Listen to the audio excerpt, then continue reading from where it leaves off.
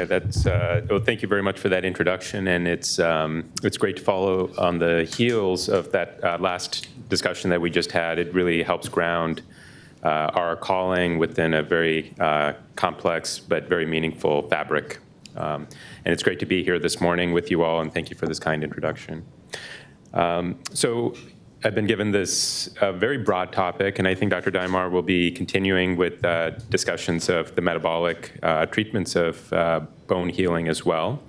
But when we think about what we do when it comes to instrumentation, we spend a lot of time in the operating room or even preoperatively thinking through how are we going to instrument patients, how are we going to reconstruct the spine. And at times we may not spend a lot of effort thinking through the final end product that we are trying to achieve, which is really the bone biology and how to get patients to fuse, and together with that, mitigating the possibility of instrumentation failure. And so what I'm hoping to do in the first part of this talk is really go through the biology of bone and talk about its architecture and how it's such a dynamic structure in our body. As we know, bone consists of primarily collagen, calcium, proteoglycans, phosphates, and this matrix is maintained by a dynamic interplay between different cell types, primarily the osteoblasts, which lay down bone, osteocytes, which then get included within the matrix of the bone, and osteoclasts, which help with the resorption and maintenance of appropriate bone density. And so this complex interplay is really mediated by an interplay between those cell types with various factors such as rank ligand and MCSF, which help stimulate osteoclasts. As you can see, rank ligand is actually secreted by osteoblasts, which actually help activate and maintain osteoclasts. And so it's almost like a negative feedback loop that is maintained between the osteoblasts and osteoclasts. So it's not necessarily one versus the other, but they're trying to maintain a certain harmony.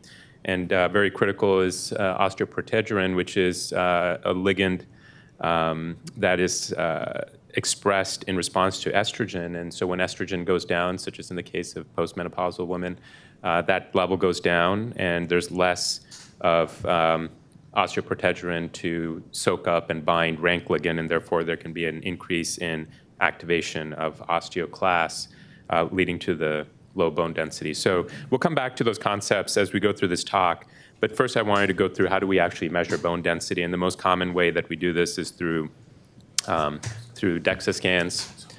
This leads to a T-score through measurement of bone mineral density at a couple of different sites, primarily in the lumbar spine and in the femur. Another site that can be measured is the radius. And the T-score, as you can see by this equation, is calculated by a reference bone mineral density from which the patient's bone mineral density is subtracted, and then it's divided by the standard deviation for that reference population, which is separate from the Z-score, which is more of an age-controlled score. So what we commonly use is the T-score, and the cutoff for osteoporosis is negative 2.5. There are other ways to measure as a proxy for bone density as well. And so when we see patients who already have come into our clinic with a CT scan, we can very easily just measure the Hounsfield units inside the vertebral body, and there seems to be a very good correlation between bone mineral density and the Hounsfield unit. So generally, as a cutoff, as a quick and dirty way to figure out if you need to be concerned about bone osteoporosis is a cutoff of 100 units. A second method as a proxy, if the patient does not have a CT scan to measure bone mineral density, would be the VBQ score, vertebral body quality score, which is measured off the T1 from the MRI. And so it's the median of the T1 signal intensity between L1 to L4, and that's divided by the T1 signal intensity of the CSF, and so you get this VBQ score.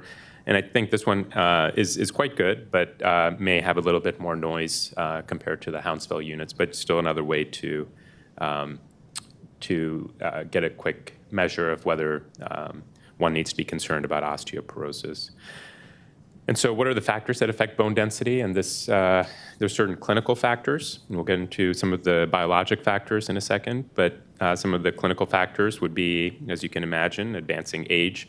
If a patient has had a previous fracture, a fragility fracture, patients who are on chronic steroids such as prednisone. There's other measures that would lead to a consideration that a patient may be frail, such as low body weight. Smoking is a risk factor, and rheumatoid arthritis. There's a number of other factors that can also predispose one to a low bone density. And ultimately, what this converges on, these risk factors, is really just an overdrive of the osteoclasts, which are resorbing bone actively relative to osteoblasts.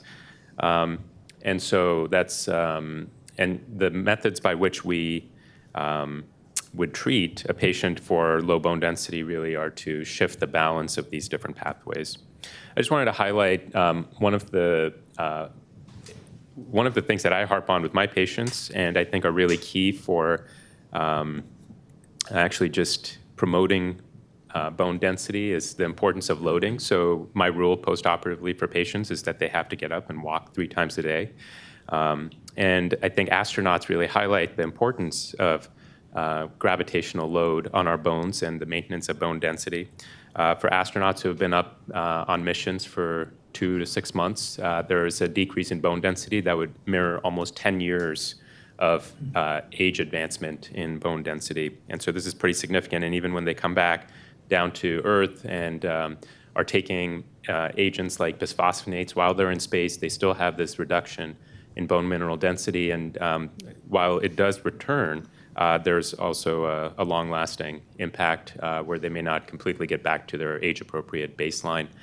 So the impact of loading, whether you're in space or you're in Earth, I would say that it's really important to counsel patients to get up and move as they can.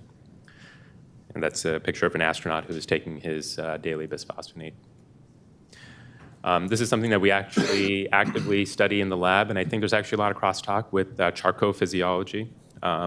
Is the role of mechanosensitive channels in bone and possibly their contribution to bone physiology, but also spinal fusion in achieving arthrodesis. And so this is work that's really being led in our lab by 2 very talented residents over at MGH, Mo Hatzipasek and Ian Connolly, with support from the CSRS. And the hypothesis here is that there are a number of channels. There needs to be some kind of biological transduction of force and loading that leads to activation of bone physiology and cells that will actually promote bone growth. And so one of our hypotheses is that piezo1, which is a mechanosensitive calcium channel, and recently the identification of which was recently awarded the Nobel Prize, is somehow integral in this whole process of spinal fusion. And when we went back and looked at patient samples from patients who actually were able to create solid fusion and compared it to histologically compared those the patient samples from pseudoarthrosis, what we found is that there is an absence of piezo1 expression, that these channels are not present in pseudoarthrosis tissue.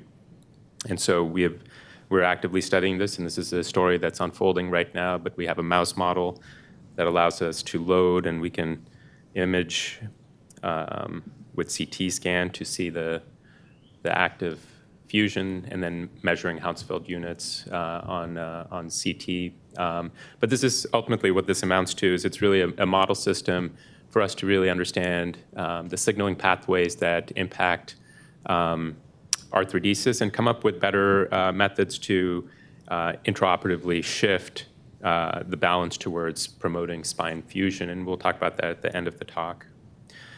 So why does bone density matter? Bone density matters because having low bone density does result in having an increased risk of revision surgeries over time, as can be seen in this single center study. And this is one of my own patients. So from over the past year, this was a bit of a gamble. I didn't want to commit to a longer fixation. And unfortunately, this patient who had a T-score of negative 3.2, this is an 81-year-old male, performed an extension of a fusion. And within 2 weeks, he developed a proximal junctional failure requiring extensive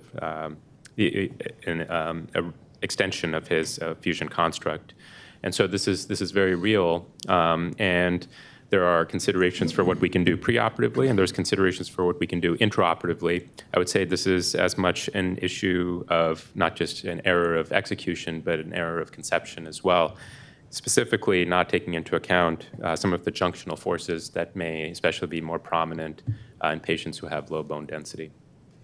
And so we have many, many studies that can look and correlate the impact of osteopenia, osteoporosis on hardware failure subsidence.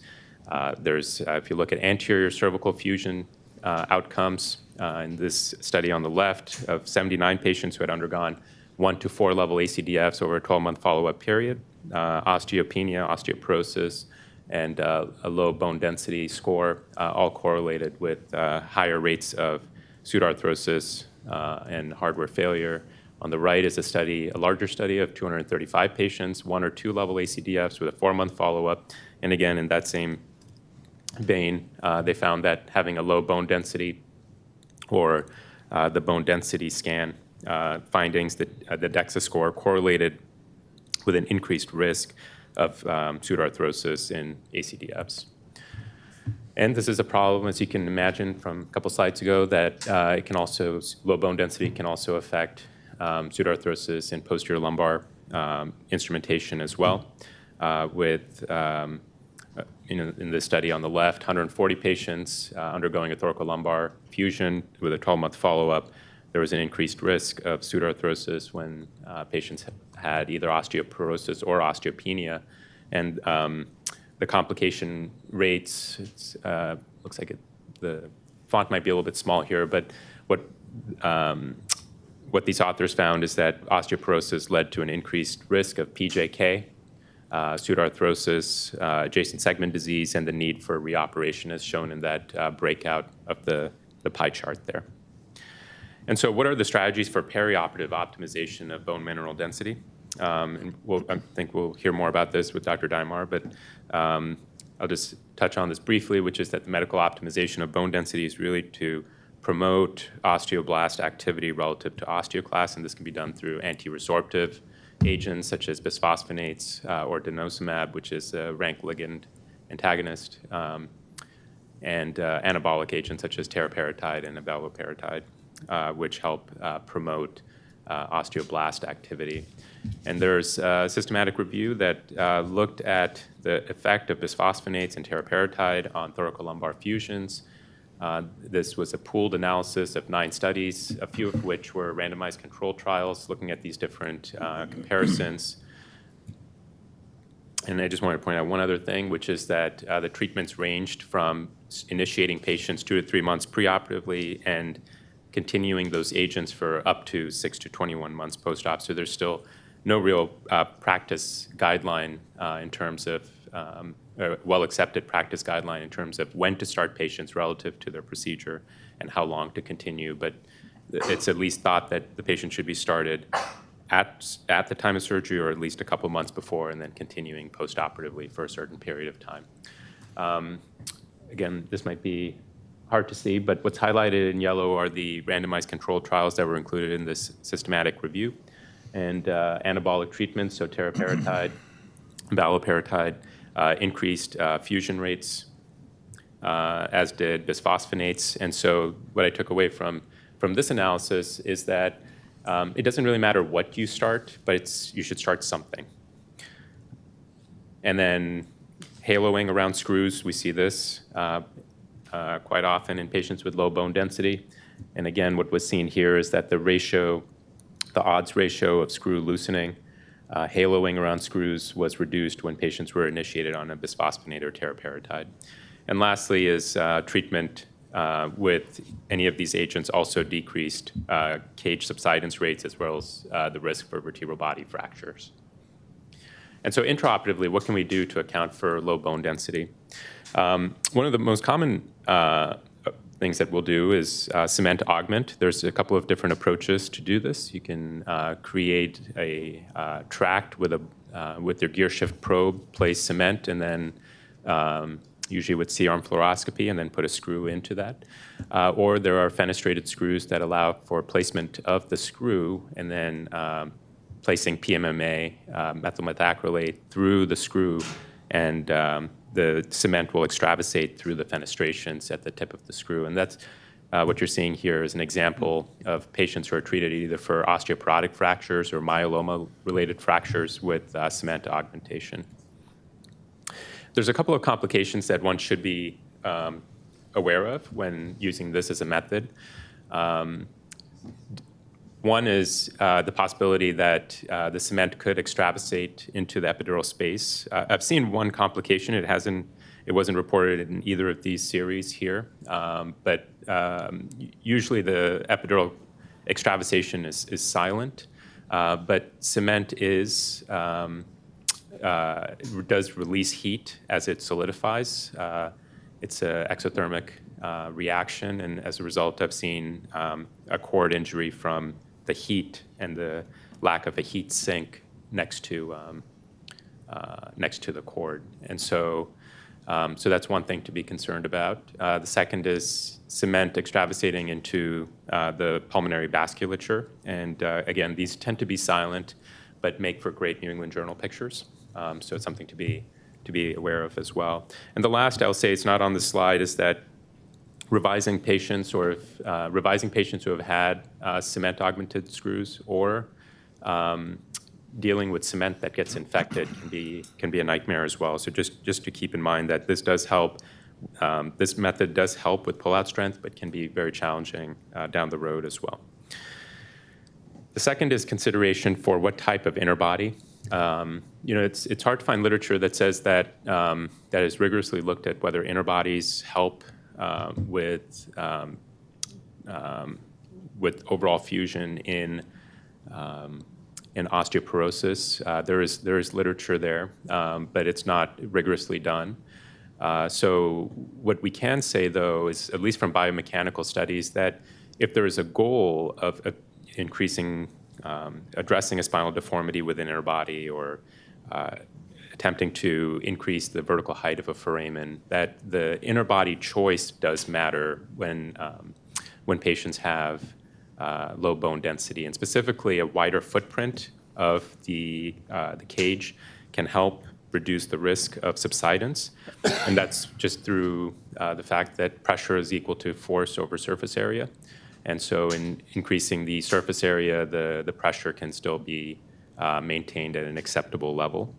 The second is that having a larger surface area or footprint of the cage can be positioned over the denser apophyseal rings of the vertebral body, such as with a lateral inner body or an anterior cage, as compared to a transforaminal lumbar inner body cage or a PLIF cage.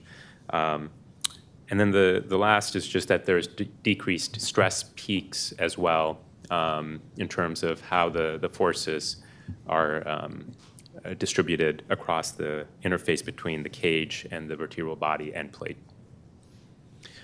Another strategy for reducing proximal junctional failure is to do what's called a soft landing. As you can see on this picture on the left, is to maintain soft tissue on the left and then have some form of hooks on the contralateral side, so that it's not really disrupting. Is trying to minimize the disruption of the proximal segments or the rostral segments beyond the intended fused segments, but to help offload some of the forces at that upper instrumented level by the placement of those hooks that are just rostral to the upper instrumented level. And so that can help reduce the proximal junctional failure rate. In this series by this author, it was a 10% rate of proximal junctional failure. And then there's also tethers, and this can be done with Merceline tape. It can be done with certain vendors who have a system for tethers. But then there's a question of, well, what is an appropriate extent of a tether? In this study here on the right, there were a number of different configurations from one level above to two levels above, and how that tether is weaved. And what was found is that from a biomechanical standpoint, this finite element modeling, the optimal configuration was to actually go 2 levels above the rostral segment or the upper instrumented level with either a weave or just a standard tether through the spinous process. And then what do we do in the operating room to try to promote arthrodesis in terms of bone grafting? And this is actually something that it's really worth thinking through. I always ask our residents, I ask our sub-Is these questions of what are the factors and characteristics of bone grafting that one needs to be thinking about. It's not just about throwing in croutons and bone graft, but each of these different extenders has a different quality and a characteristic that helps promote spinal fusion. There's osteoinductive, osteogenic, and osteoconductive. And just to recap, osteoinductive, so starting actually at the top, osteogenic is just that there's bone cells, there's stem cells that can generate some form of bone-forming cells. That can be in the form of some kind of cellular allograft. It can also be from the patient's own autograft, either the autograft that's obtained from the approach, or it can be iliac crest. Osteoinductive is factors that induce those stem cells into bone-forming cells. We know of BMP. And this is where we are looking to see that our own work in our lab can maybe identify additional pathways that can be useful for inducing those stem cells. And osteoconductive is the matrix on which bone is formed. And so each of the elements that you see in that table there provides a different characteristic and different amounts of it. So when we're thinking through how are we going to get this patient to fuse, especially if they have low bone density, the factors that we're placing in bone grafting and the bone extenders is really key. And so some of the considerations that we may have in addition to whether it's osteogenic, osteoinductive, or osteoconductive is, first of all, is the bone have neoplasm? And the field is actually quite split in terms of whether you can actually use patient autograft when they have known metastatic disease. And so that's just a consideration, though, whether you can use a patient's autograft. The second is when they have a neoplasm. Second is there may not be very much bone left if the patient has been previously decompressed, and so there needs to be consideration for prepping out the iliac crest or additional bone graft extenders to make up for that lack of autograft. And then the last is just the MIS or the access that is being performed, such as with a lateral lumbar interbody fusion, may not provide easy access to autograft. And so really the question is what kind of graft will you use? And so just to wrap it up, the take-home points are that the bone architecture is complex, it's dynamic. Remember to measure the bone density. The bone density should be optimized perioperatively, both pre and post. And then the last is there's a number of different strategies to help mitigate the risk of hardware failure and pseudoarthrosis. Thank you. Thank you, Dr. Shankar. Ganesh, great overview, very comprehensive. 3 quick-fire questions. Non-steroidals, ubiquitous, should they be stopped before surgery? When can they be safely restarted? I have a whole bunch of RA patients, and they literally bargain with me day by day, when can they restart safely without interfering with our attempts at bone healing? Yeah, I would say it's a question that's not totally resolved. Most recently, we do use Toradol for the first 48 hours. There's good data to say that that does not interfere with pseudoarthrosis, but for the long-term utilization of NSAIDs, unfortunately, the data we have is all in vitro or animal model data. And as our personal practice pattern, we tell even those patients who are begging us to go back on NSAIDs 4 to 6 months. Wow, harsh. Okay. Yeah, go for it, John. Microphone. Say there's those of you that just recertified on the boards, there was a paper about where they looked at meta-analysis of, first of all, whether or not the tumor necrosis factor inhibitors made a difference, and it basically didn't make that much difference in infection rates, at least. And And so I think that it's still, I agree, it's still really equivocal as far as it does, but the patients really appreciate going back on those things after surgery. But I can tell you that certainly in animal models, we did the original animal model 20 years ago, and I can tell you non-steroidals absolutely inhibit fusions, and so you have to be a little bit careful in the short term, I think. I agree. There's a pretty profound inflammatory response that we depend on for the callus formations. So then I'm very grateful to hear from you as a neurosurgeon, explicitly being made clear that bone cells have feelings and have very complex interaction capabilities. You have to be compassionate towards your bone cells. So glad to hear that. So hardware stress shielding. So in the deformity area, and we'll come to that later, we have more and more resorted towards multi-rod constructs. From what I gather from your nice extrapolation on piezoelectric effects, that may not be very helpful for bone healing. Stress shielding, real or not, multi-rods, a bad idea to actually achieve true bone healing, yes or no? I think in low bone density, I'm very careful with putting too much stress. So I use titanium over cobalt chrome in those cases. And I think the same thing is that I may use like a second rod on just one side, but I'm wary of putting too much stress. I like to have just a little bit of give so that, to try to reduce a little bit of that, the stress shielding effects. And I have one more urgent question, but then I do want to move on to the next speaker. A while ago, we had these bone marrow aspirates, and there was a whole lab set up in our ORs with centrifuge and God knows what value-added technologies, and that suddenly seemed to peter away. Is that still a relevant technology, yes or no? I don't know specifically about that technology, but bone marrow aspirate does have a lot of factors in it that's osteoinductive and osteogenic, and so we do use bone marrow aspirate, but specifically the technology for like spinning things down, we don't do that. Okay. Well, thank you. We'll revisit that, as you said, with Dr. John Dimer. Appreciate your overview. One of the heroes.